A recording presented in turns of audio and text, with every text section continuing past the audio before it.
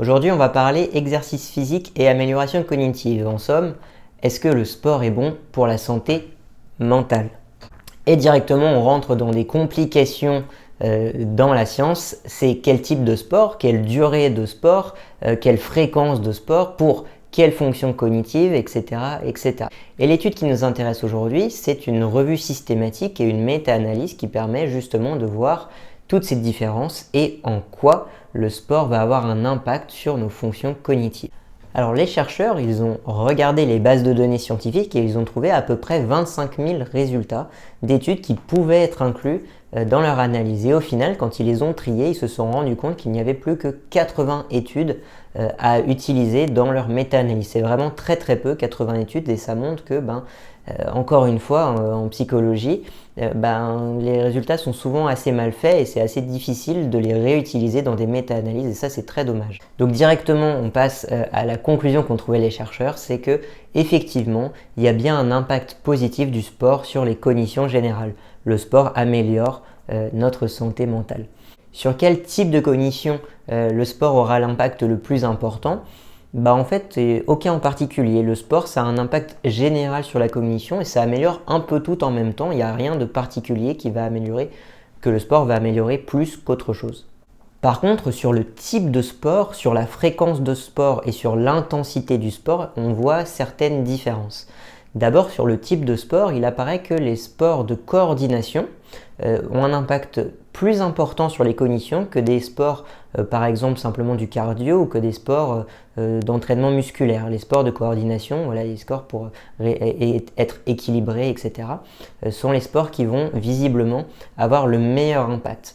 Le petit bémol avec ce résultat, c'est qu'en fait, il y a eu très peu d'études qui ont été faites sur des sports de coordination par rapport aux autres types de sports. Donc on peut peut-être avoir un biais qui fait que ça a été surestimé. En tout cas, on a l'impression que les sports de coordination, et ce serait logique, ont un impact plus important que les autres types de sports. Concernant l'intensité et la durée, il y a uniquement un effet d'interaction, c'est-à-dire qu'il n'y a pas d'effet simple.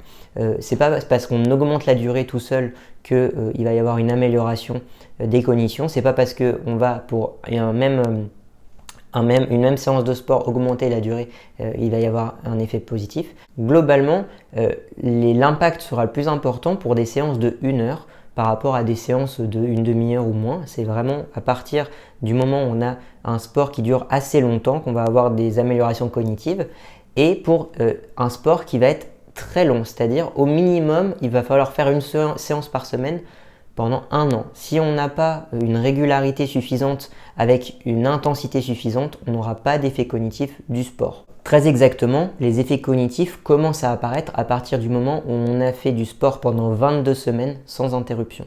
Quand on analyse les sous-groupes, on se rend compte, en fait j'aurais peut-être dû commencer par là, on se rend compte que l'effet du sport est beaucoup plus important pour des personnes qui vont avoir des handicaps mentaux ou des difficultés mentales par rapport à des personnes qui sont saines cognitivement. Et vraiment cet effet est beaucoup plus important. Si on s'intéresse qu'aux personnes chez qui tout va bien, l'effet du sport sur les cognitions est vraiment extrêmement faible. Chez des personnes qui vont avoir des impacts mentaux, des difficultés mentales ou des petits problèmes, les effets du sport seront beaucoup plus importants.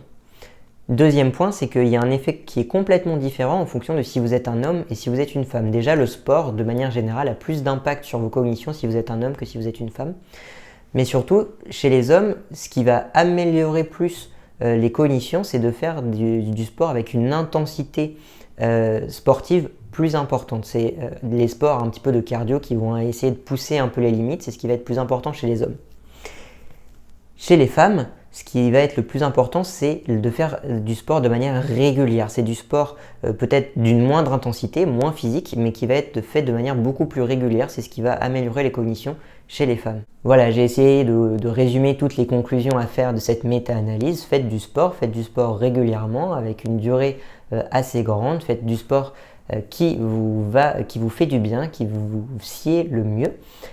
Et surtout, faites de la recherche sur le sport et le facteur de sexe, parce qu'on ne comprend pas du tout pourquoi il y a cette différence entre les hommes et les femmes, et surtout il y a vraiment très peu de recherche sur ce sujet. Donc faites du sport, c'est bien, faites de la recherche, c'est mieux. Voilà, ça c'est une super conclusion. Bravo à tous. Je vous dis à bientôt pour une nouvelle vidéo sur l'actualité de la recherche en psychologie sociale. À plus.